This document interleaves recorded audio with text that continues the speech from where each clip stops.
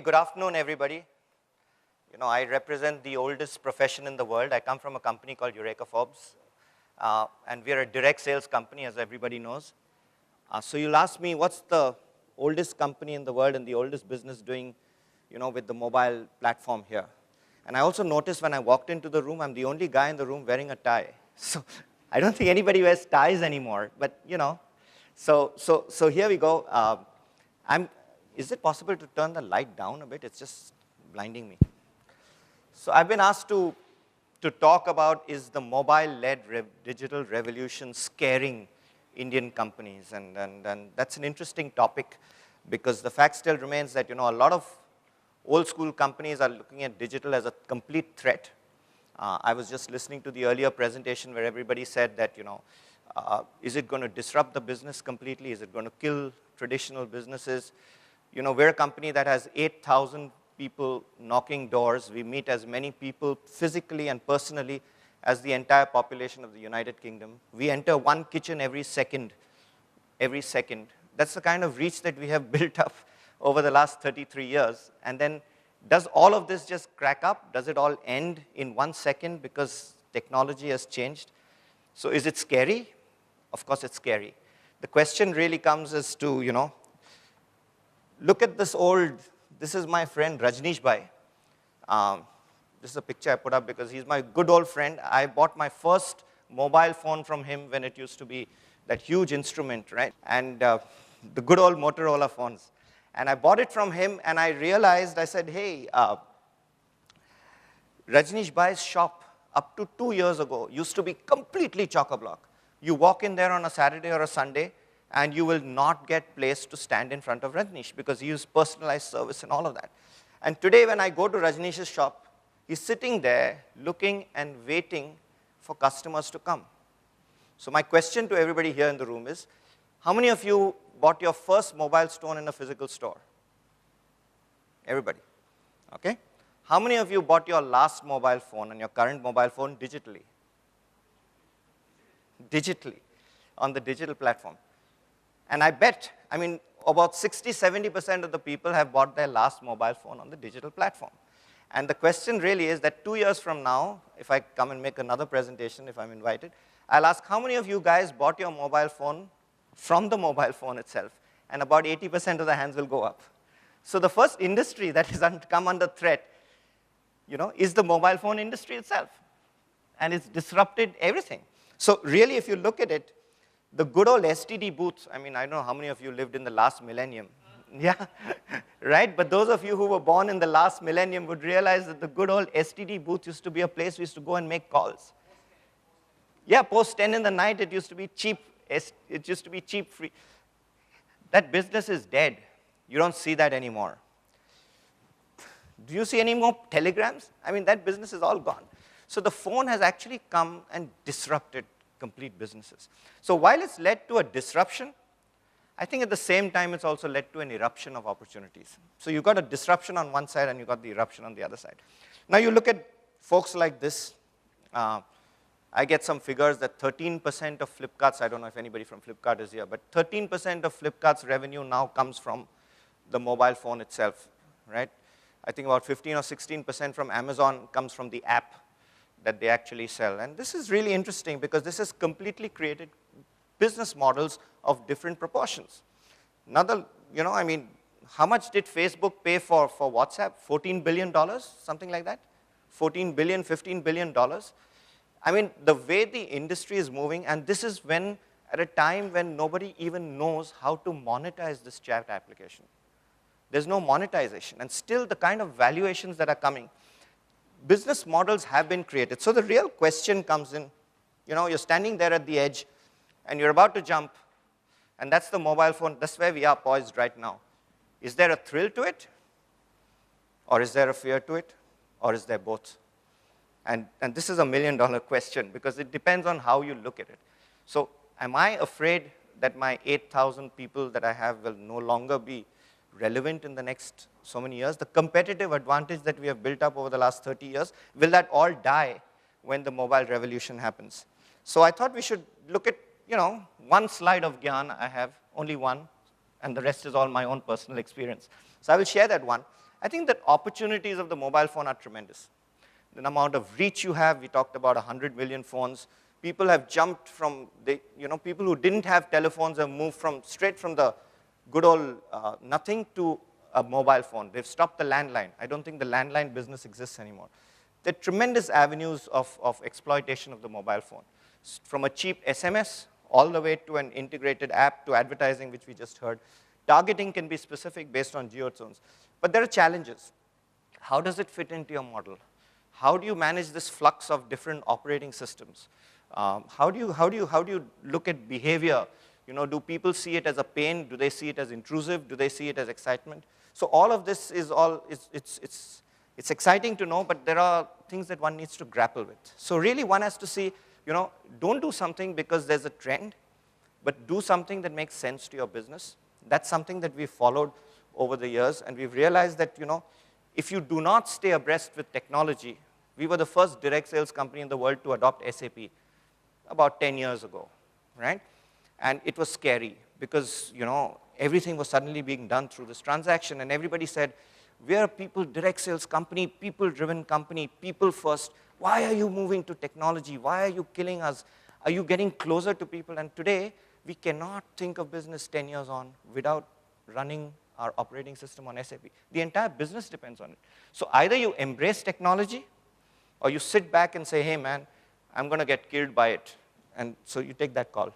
So I'm going to share our journey in the next 5 or 10 minutes on how we at Eureka Forbes have deployed mobile technology. So first is for our customers, and second, of course, is for our own people that we call Eurochamps. So how have we used the mobile phone as a tool to help our businesses? So on a customer platform, we started very simply, through our digital leads, click to call. We have a concept, and we have different partners in different areas. So we had a company called Adoroy, which works with us, where if a customer logs in a request digitally, right, and puts their mobile number, within the next 30 seconds, we get a call patch to the nearest salesperson in his zone. So we use the PIN code, and we can match the call. So in 30 seconds, typically what happens is when a customer is looking, let's say, for a water purifier, he'll go to our website, he'll go to somebody else's website, and another couple of competitors' websites. And when he does that, the speed of response is the most important way to catch him. So how do we do that? So we said we must catch him in the next 30 seconds to a minute. And the minute he logs on, puts his PIN code, and puts his mobile number, the call gets automatically, and he has the option to call in. He calls in, and automatically we log on to him, and it's logged to the nearest salesperson who is in that territory through geotagging. So this is how we've used this. It has helped us a lot. So geo-targeting is really something that has helped us. We also do ongoing SMS campaigns and all of that with our thing. So just in terms of our own experience, 34% of traffic to eurekaforbes.com comes from the mobile device today. 34%. 1 in every 3 consumers come from the mobile phone. 15% of our e-com transactions are actually from a mobile-led device. So really, and this number was about 2% last year. Next year, it'll probably be 20, 30, I don't know, whatever the number is. But I think this is significant in terms of growing. We log on, service requests online. We enter the mobile number. This is the process. And once you've got the mobile number in, you give a missed call.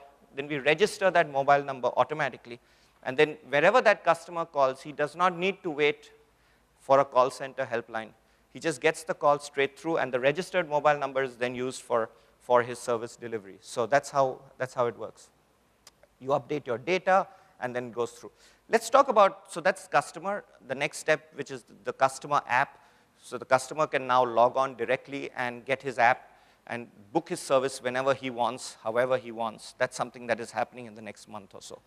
Coming back to our people, because we're a people-driven company, and most important is how do we manage to balance this technology with our people. So we started about 4 years ago, and direct sales is all about detailing. It's about demonstration. It's about creating excitement at the customer's house. So we used to use the good old flip chart as our demo tool.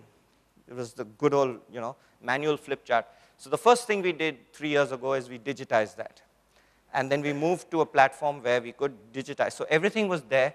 we could do an augmented reality demonstration on live on the customer's thing. We could pick up, let's say, take a picture, go into a customer's kitchen, take a picture of the kitchen, and then we would pick a model, take that model, and say, okay, how would the model look in your kitchen? So the customer would see which model fits best, where in their kitchen, and then it would create a little bit of excitement. So this was the first step that we went in with a thing.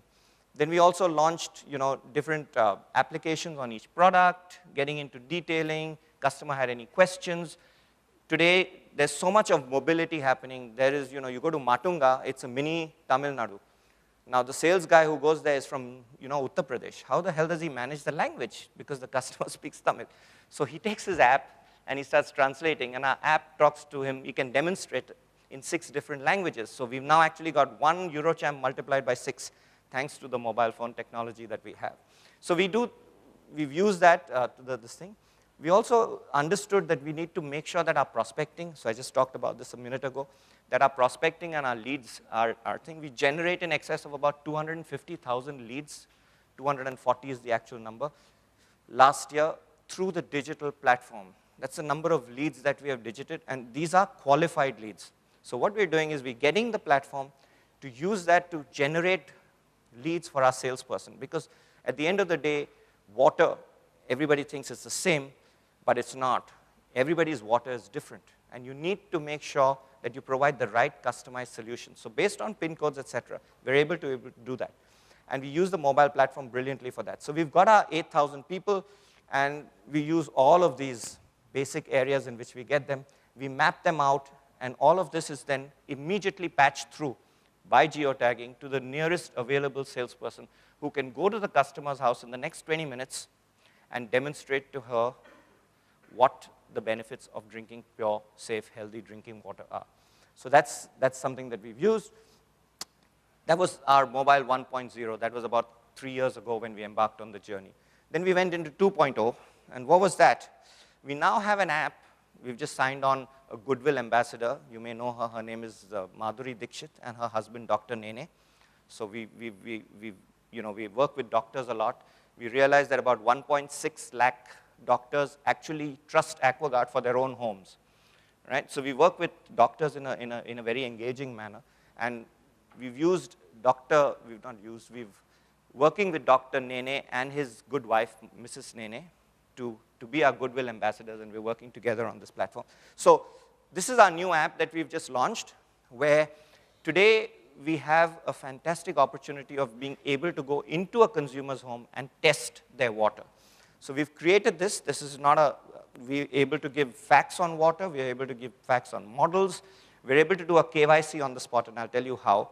Then if the customer likes it, the customer actually buys on the mobile phone, on the spot, with our salesperson being there. And we make the payment, and that's how it goes. So what we've done is we've actually created 6 different tests of water.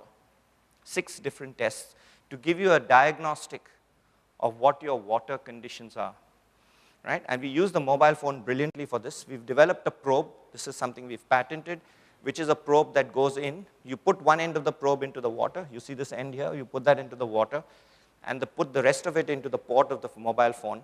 And through that, you can actually get what is the quality of the water in the form of a test. So this is how it happens. It gives you the level of this. It also automatically recommends which is the right product.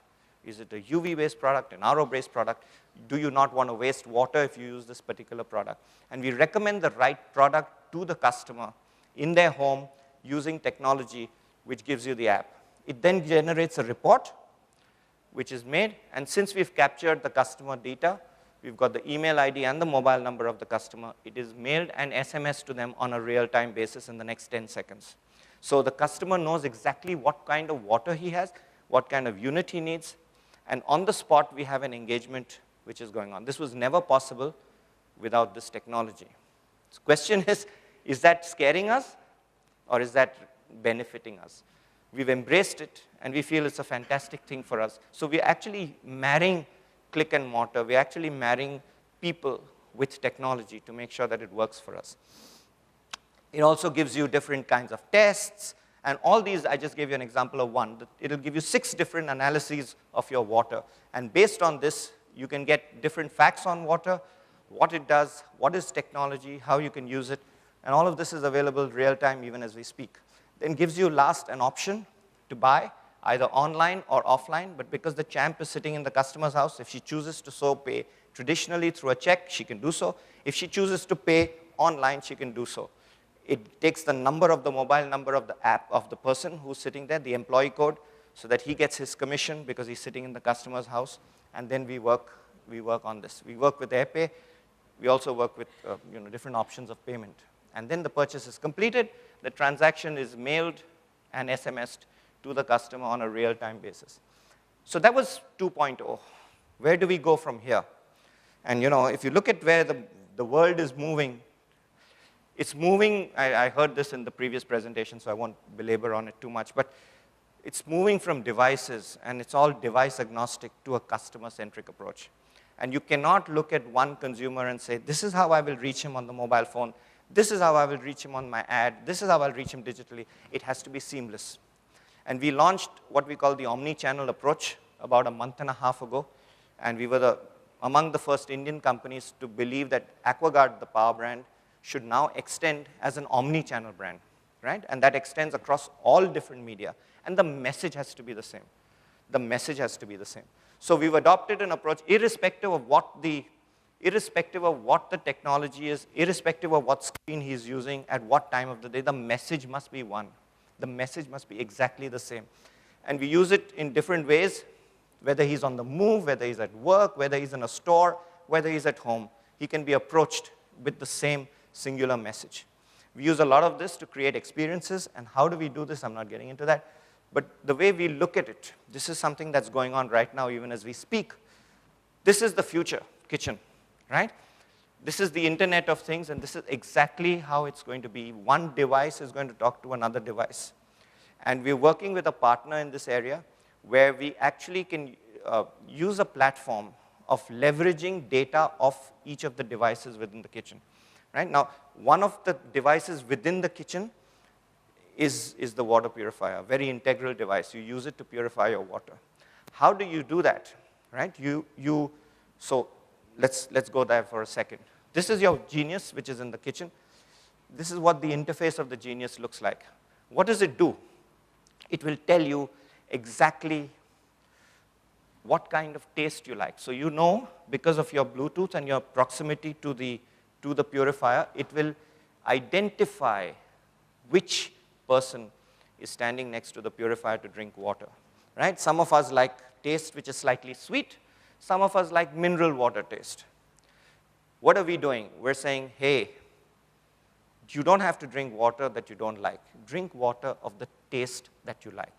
And to do that, we are recognizing a device on the phone, on the water purifier, that will give you water of your taste. The first time you program it in, the next time you walk in there with a Bluetooth, it will recognize who's asking for the water and give you water of the taste that you like, of the mineral content that you like, of the health that you like. This is something that we're working on right now as we speak. Technology, right? I mean, why would you not want to use what's available? So this is magic that's happening across the thing. We also know that the message, as I told you, has to be the same. So 70% of our body is water. I don't know how many of you know this. 85% of your brain consists of water.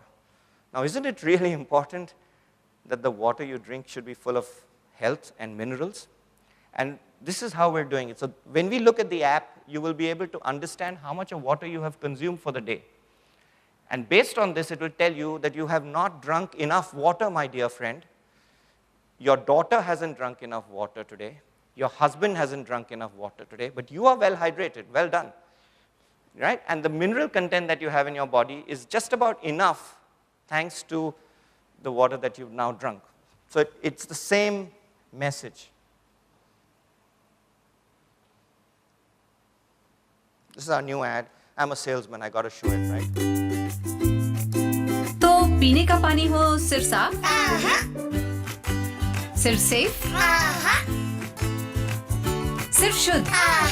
क्यों? क्योंकि हमारा शरीर है 70% पानी। और इस शरीर को चाहिए मिनरल्स, इसीलिए सिर्फ एक्वागार्ड। जिसकी एडवांस्ड मिनरल गार्ड टेक्नोलॉजी पानी के नेचुरल मिनरल्स बचाए, पानी को शुद्ध से बढ़कर सेहतमंद बनाए। तभी तो मेरे इस घर के डॉक्टर की और लाखों डॉक्टर्स की चॉइस है सिर्फ परी का डॉक्टर एक्वागार्ड। एक्वागार्ड, शुद्ध से ज्यादा सेहत का वादा। So what we're actually doing is the same message of 70% water, which appears on your television screen, will also be available on your app, will also be available on a personalized basis, and will tell you actually how much of water that you have drunk and how many minerals you got. So this is the future, this is where we're heading.